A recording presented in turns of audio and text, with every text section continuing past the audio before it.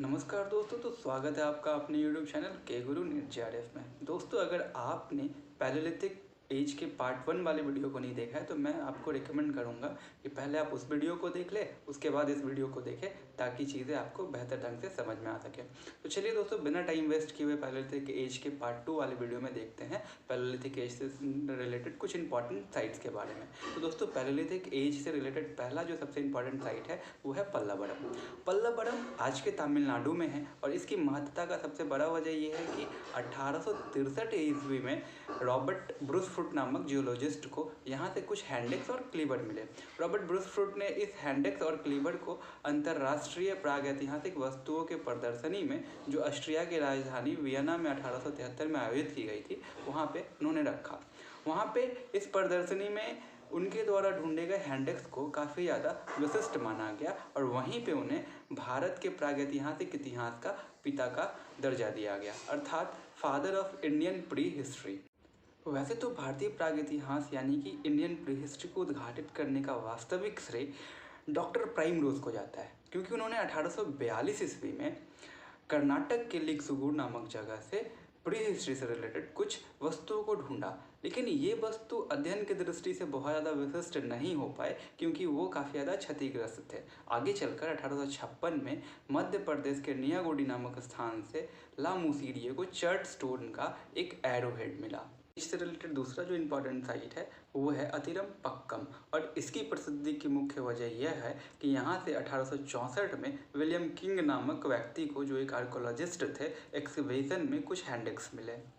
Palaeolithic as से related तीसरा जो इम्पोर्टेंट साइट है वो है हथनौरा। दोस्तों, हथनौरा मध्य प्रदेश के होशंगाबाद ज़िले में अवस्थित है। होशंगाबाद ज़िले का नाम अब बदल के नर्मदापुरम कर दिया गया। अगर हम हथनौरा के प्रसिद्धि की बात करें तो उसका दो वजह है। पहला वजह तो ये कि यहाँ से आर्कोलॉजिस्ट को हाथी का लगभग 3 लाख वर्ष पुराना जीवाश्म मिला और आर्कोलॉजिस्ट ने इस जीवाश्म को नाम दिया स्टेट गोल्डन गणेश। और दूसरी प्रसिद्धि की बात करें तो वो ये है कि यहीं से मानव कंकाल का साक्ष्य मिला। पहले 1982 में अरुण सोनाकिया को यहाँ से खोपड़ी मिली और फिर जाके 1987 में सांख्यायन महोदय को यहाँ से उसी मानव के बाकी हड्डियों की प्राप्ति हुई। इससे जो रिलेटेड अगला इम्पॉर्टेंट साइट है वो है मैहर। मैहर आज के मध्य प्रदेश में है और इसके प्रसिद्धि का मुख्य वजह ये है कि यहाँ से 90% से अधिक कैल्सिडोनी स्टोन मिले और कैल्सिडोनी स्टोन से ही 90% से अधिक क्लीवर टूल्स को बनाया गया। तो ये देख के आर्कोलॉजिस्ट काफ़ी ज़्यादा सरप्राइज हो गए कि इस दौर में जबकि मानव सामूहिकता में नहीं रहते थे, कैसे एक ही प्रकार के स्टोन को यूज़ करके एक ही प्रकार के टूल्स को इतने बड़े पैमाने में बनाए होंगे। तो आर्कोलॉजिस्ट के बीच में ये विवाद बन गया कि क्या इस दौर में जो मानव थे वो सामूहिकता में रहने लगे थे। तो दोस्तों, बिना किसी ठोस साक्ष्य के हम ये नहीं कह सकते कि मानव इस दौर में सामूहिकता में रहने लगे थे। दोस्तों, पैलेलिथिक एज से रिलेटेड जो अगला इंपॉर्टेंट साइट है वो है बेलन घाटी क्षेत्र।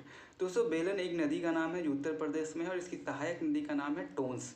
इन दोनों नदियों के बहाव वाले क्षेत्र को ही बेलन नदी घाटी क्षेत्र बोला जाता है। दोस्तों, बेलन घाटी क्षेत्र पूरे स्टोन एज का सबसे इम्पॉर्टेंट साइट है, नदी क्षेत्र है। ऐसा इसलिए कि यहाँ से अभी तक 100 से भी अधिक साइट्स मिल चुके हैं, जिनमें से कुछ पैलेलिथिक एज के, तो कुछ मेसोलिथिक के, तो कुछ नियोलिथिक एज के हैं। अगर हम पैलेलिथिक एज की बात करें तो यहाँ से पैलेलिथिक एज के 40 स्थलों की अभी तक खुदाई हो चुकी है। दोस्तों, बेलन नदी घाटी में ही एक साइट है लोहंदा नाला और यहाँ से पशु के हड्डी का एक उपकरण मिला और इस उपकरण को लेके आर्कोलॉजिस्ट और हिस्टोरियन में विवाद हो गया। विवाद का रीज़न ये है कि ये हड्डी का उपकरण कुछ इस तरह से बनाया गया है कि ये एकमात्र देवी की मूर्ति लगती है और इसी विवाद की वजह से इस जगह का प्रसिद्धि है। चलिए दोस्तों, तो हम बात करते हैं अगले साइट के बारे में जो है बोरी। बोरी पुणे महाराष्ट्र में है और इसके प्रसिद्धि का सबसे मुख्य वजह ये है कि यहाँ से मानव की गतिविधियों का भारत में सबसे प्राचीनतम साक्ष्य मिला है। यहाँ से मानव की गतिविधियों का तकरीबन 14 लाख वर्ष पुराना साक्ष्य मिला है। भारत में इससे पुराना मानव की गतिविधि का साक्ष्य नहीं मिला है। दोस्तों, अगले साइट की बात करें तो वो है रेबात। रेबात भारतीय उपमहाद्वीप में मानव की गतिविधियों का सबसे प्राचीनतम साक्ष्य देता है और ये मानव की गतिविधियों से संबंधित साक्ष्य का तकरीबन 18 लाख वर्ष पुराना साक्ष्य उपलब्ध कराता है। दोस्तों, अगले साइट की बात करें तो वो है आपका भीमबेटका। भीमबेटका मध्य प्रदेश में रायसीना जिला में पड़ता है और इसकी प्रसिद्धि का मुख्य वजह ये है कि यहाँ से अपर पैलेलिथिक एज में जाकर चित्रकारी का साक्ष्य मिलता है। दोस्तों भीमबेटका एक रॉक सेल्टर जगह था, यानी कि यहाँ मानव गुफाओं और कंदराओं में रहते थे। यहाँ से वीएस वाकनर महोदय को पेंटिंग का साक्ष्य मिला था और इसके पेंटिंग के प्राचीनता को देखते हुए 2003 में यूनेस्को के द्वारा वर्ल्ड हेरिटेज साइट का इसको दर्जा दिया गया। दोस्तों पैलेलिथिक एज के कुछ इम्पॉर्टेंट पेंटिंग साइट्स की बात करें तो वो है मिर्ज़ापुर पहाड़ी, मुक्षतला चिंतामनु गावी पहाड़ी और जलगांव पहाड़ी। दोस्तों मिर्ज़ापुर पहाड़ी यूपी में है, मुक्षतला चिंतामनु गावी पहाड़ी ये आंध्र प्रदेश में है और जलगांव पहाड़ी ये महाराष्ट्र में है। दोस्तों अगर पैलेलिथिक एज के अगले इंपॉर्टेंट साइट की बात करें तो वो है पटने भदने, ये महाराष्ट्र में है और ये जलगांव पहाड़ी के निकट ही है। और इसकी प्रसिद्धि का मुख्य वजह ये है कि यहाँ से जानवर के अंड कवच यानी एग सेल के ऊपर चित्रकारी का प्रमाण मिलता है और ये अपर पैलेलिथिक एज का है। दोस्तों एग सेल को लेकर विवाद है, लेकिन अधिकतर आर्कोलॉजिस्ट का मानना है कि ये ऑस्ट्रिच के एग का कवर रहा होगा। पैलेलिथिक एज से रिलेटेड जो अगला इंपॉर्टेंट साइट है वो है सोहन। इस क्षेत्र को उजागर करने का श्रेय जाता है येल यूनिवर्सिटी और कैम्ब्रिज यूनिवर्सिटी के संयुक्त टीम को, जिसका नेतृत्व डेविड पीटरसन के द्वारा किया जा रहा था। उन्हें यहाँ से लोअर पैलेलिथिक एज से रिलेटेड काफ़ी सारे टूल्स मिले और इस टूल्स में जो सबसे इम्पॉर्टेंट टूल्स था वो था एक हैंडेक्स। ये हैंडेक्स भारतीय उपमहाद्वीप में मिले सभी हैंडेक्स में सबसे प्राचीनतम हैंडेक्स है। दोस्तों अगर हम अगले साइट की बात करें तो वह है पेसरा।